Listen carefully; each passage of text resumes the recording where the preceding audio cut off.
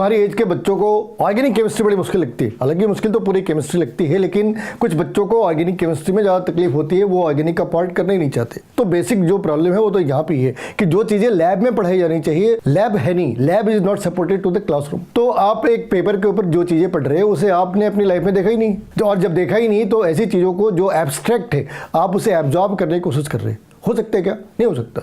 तो basic problem तो government की, बेसिक प्रॉब्लम उन लोगों की है जिन्होंने लैब सपोर्ट प्रोवाइड नहीं करी, या लैब है भी तो किसी काम की नहीं है। लेकिन इसके बाद भी प्रॉब्लम है, अगर मान लो लैब सपोर्ट भी हो जाए तब भी कुछ चीजें तो रह जाती है। ये बहुत ज्यादा मेमोरी बेस्ड है, बिल्कुल सही बात है। कई बार पैरेलल कॉन्सेप्ट एक साथ चलते हैं, बड़ी बात है, सही बात है। इसकी एक प्रॉब्लम और भी है कि इसमें 3 डायमेंशनल अप्रोच जो स्टीरियो केमिस्ट्री है वो ज्यादातर लोगों की दुखते नस है, ये भी सही बात है। स्टीरियो केमिस्ट्री एक 3 डायमेंशनल अप्रोच है, और तुम्हें क्लास में ब्लैक बोर्ड के ऊपर जो चीजें पढ़ा रहे वो तो 2 डायमेंशन के अंदर है। भाई अगर मेमोरी बेस्ड है, मान लो मेमोरी बेस्ड है, तुम्हें ऐसा लगता है कि मेमोरी बेस्ड है, तो हम उसके चार्ट बना सकते, उसके फ्लो डायग्राम बना सकते। तो मेमोरी बेस्ड कहाँ पे है? तुमने नेम रिएक्शन पढ़ी, तो नेम रिएक्शन को क्या हमने ब्रेक डाउन करने की कोशिश करी। मान लो कैनिजारो रिएक्शन है, तो तुम क्या कर रहे हैं भाई? तुम एक काम करो, एक साइड पे रिएक्शंस के नाम लिख लो, उसके एक साइड पे रिएक्टेंट्स के नाम लिखो, एक साइड पे प्रोडक्ट के नाम लिखो, एक साइड पे कैटलिस्ट के नाम लिखो, और एक साइड पे मैकेनिज्म लिख लो। मैकेनिज्म का मतलब कार्बोकेटायन है, कार्बन एनायन फॉर्मेशन है, या फ्री रेडिकल फॉर्मेशन है। जब तुम्हारे पास एक रिलेटिव अरेंजमेंट हो जाती है, एक रिलेटिव आइडिया हो जाता कि अच्छा ये जो 4 नेम रिएक्शन है ये एक जैसे है क्योंकि ये कार्बोकेटायन को फॉलो कर रहे हैं, और ये 3 एक जैसे हैं क्योंकि ये कार्बन आयन को फॉलो कर रहे हैं। फिर तुम्हें ध्यान आएगा कि कार्बोकेटायन जैसे तो बहुत सारे हैं, लेकिन कार्बीन तो 1-2 ही है, रायमंड डायमंड रिएक्शन है। तो ऐसे हमें सोचना पड़ेगा, इन्हें सेग्रीगेट करना पड़ेगा। अगर एक डाटा क्लब्ड कर रखा है तो डाटा क्लब कर रखा है, हम बैठ कर रोते रहे सॉल्यूशन नहीं है, हमें उस डाटा को सेग्रीगेट करना पड़ेगा, छोटे छोटे पार्ट्स में डिवाइड करना पड़ेगा, ताकि उसके अंदर कोई इंटरेस्ट पैदा हो सके। और इंटरेस्ट तुम्हें कोई बाहर से पैदा नहीं कर सकता, तुम्हें डाटा जनरेट करनी है और डाटा को एनालाइज करना है, ये तुम्हारा काम है। अगर तुम कर सकते तो सब्जेक्ट के अंदर तुम्हारा इंटरेस्ट आ सकता है। जो दूसरी प्रॉब्लम है कि इसमें बड़े सारे एक्सेप्शंस होते हैं, ठीक है, बड़े सारे एक्सेप्शंस होते हैं, लेकिन उसकी जिम्मेदारी टीचर की है, उसकी जिम्मेदारी बच्चों की है। तुमने खुद से वाई पूछा क्या? नहीं पूछा, तो टीचर क्या करेगा? वो कह देगा कि ये एक्सेप्शन है और discussion is beyond the scope of the book, ऐसा लिखा होता है। फॉर एग्जांपल, अगर हमने तुमसे कहा कि कार्बन के 5 बॉन्ड देखे, तुम कहोगे नहीं देखे। क्यों? क्योंकि तुमने कहीं पढ़ रखा है टेट्रा वैलेंसी होती है। हमने पूछा लेकिन उसके पास तो सिर्फ 2 इलेक्ट्रॉन होते हैं आउटर सेल में, पी के अंदर में, तो 4 वैलेंसी को 100 कैसे कर सकता है? तो तुमने कहा कि एक इलेक्ट्रॉन को एक्साइटेड कर देती है। फिर हमने पूछा वैलेंस के इलेक्ट्रॉन एक्साइटेड क्यों नहीं कर दिए? तो तुमने कहा कि उसको एक्साइट करने के लिए ज्यादा एनर्जी चाहिए। तुमने कहा ये तुमने कैसे डिसाइड कर लिया कि 2s से एक्साइट करना आसान है, 1s से एक्साइट करना बहुत मुश्किल है?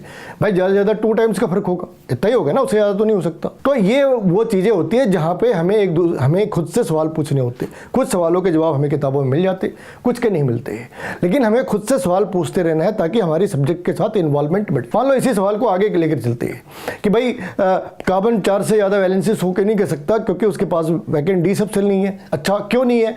क्योंकि डी तो 3 से स्टार्ट होती है ना, कार्बन के इलेक्ट्रॉन 2 में।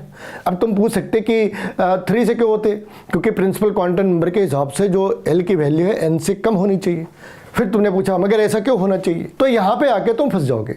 ऑन एन एवरेज हम जब वर्टिकल डिगिंग में जाते हैं तो दूसरे या तीसरे स्टेप पे हालत खराब होनी शुरू हो जाती। चौथे 5वें स्टेज से अगर चौथी 5वीं बार तुमने वर्टिकली में पूछ दिया वाई, तो सांसें उखड़ने लग जाती है। तुम किसी कंक्लूजन पे कभी नहीं पहुंच सकते जब तक कि तुमने खुद को उसमें इन्वॉल्व नहीं करा। और इन्वॉल्व करने का एक ही तरीका है कि तुमने बार बार खुद से पूछा ऐसा क्यों होता, वैसा क्यों होता, और ये कहीं और भी हो रखा था क्या? जो रिएक्शन फिनॉल के अंदर है वो रिएक्शन अल्कोहल में भी होती है क्या? और अगर अल्कोहल में भी वही रिएक्शन है, फिनॉल में भी वही रिएक्शन है, तो डिफरेंस क्या है? अगर तुमने कुछ ऐसे सवाल खुद से नहीं करे तो तुम सब्जेक्ट पढ़ ही नहीं सकते। अब एक मेजर पार्ट है स्टीरियोकेमिस्ट्री का।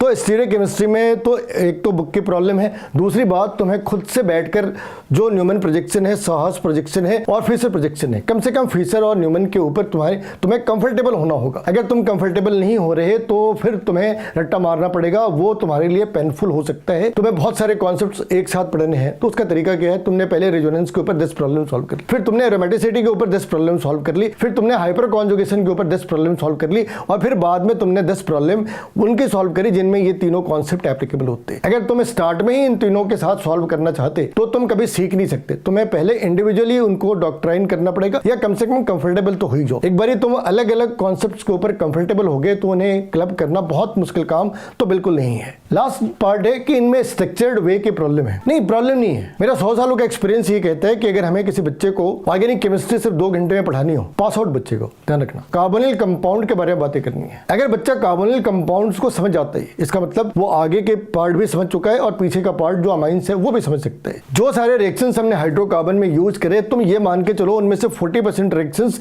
एक बार हमें फिर से यूज करने हैं। कहां पे? हेलो एल्केन्स के अंदर, और उनमें से जो हेलो एल्केन्स के अंदर पड़े उनमें से 30-35 वापस हमें यूज करने हैं। कहां पे? अल्कोहल फिनॉल ईथर के अंदर, और इनके आधे से ज्यादा रिएक्शंस हमें यूज करने हैं। कहां पे? एल्डिहाइड कीटोन के अंदर। तुमने कभी बैठ के ठंडे दिमाग से सोचा ही नहीं कि ये रिएक्शंस 4 बार ही दे रखे हैं, तो ये 4 नहीं सिर्फ एक रिएक्शंस है, लेकिन इसके लिए तुम्हें एक बार उनको टोटलिटी में समझना होगा। और इसका एक तरीका ये है कि जब तुम एनसीईआरटी पढ़ो तो ये सोचो कि अगर तुम्हारे पास ही एक टास्क हो कि अल्कोहल तुम्हें 5 या 6 तरीकों से बनाने हैं, खुद से सोच के देखो वो 5 या 6 तरीके कौन से होंगे जो तुम बनाने वाले। या फिर अगर तुमसे किसी ने कहा कि एल्डिहाइड या कीटोन को जनरेट करना है या उन्हें एक दूसरे से सेग्रीगेट करना है, वो कौन से तरीके हो सकते हैं जो तुम्हारे दिमाग में आते हैं। अगर तुम ऐसा सोच सकते तो सब्जेक्ट बहुत ही आसान है, लेकिन ऐसा तुम सोच नहीं सकते तो बहुत मुश्किल है। अब तुम्हें PYQ बनाने हैं, चाहे वो मेडिकल के हो, चाहे IIT JEE मेंस के हो। एडवांस की नहीं बनानी, तुम्हें मेंस के बनानी है।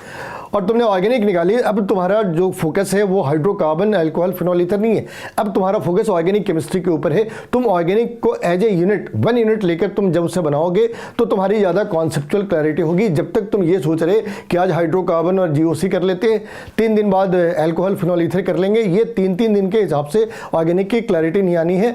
तुम 2 दिन 3 दिन लगातार ऑर्गेनिक के ऊपर काम कर रहे, और एक बार जब तुम्हारे कंफर्ट डेवलप हो जाता है, कंफर्ट डेवलप होता है जनरली 500-600 प्रॉब्लम बनाने के बाद, तो अगर कंफर्ट डेवलप हो जाए तो आगे चीज़ों को रिवाइज करना आसान है। अगर तुम ड्रॉपर हो तो ऐसा कर सकते हैं, लेकिन अगर ड्रॉपर नहीं हो तो ये सब सारी बातें, ये पूरी वीडियो तुम्हारे लिए नहीं थी।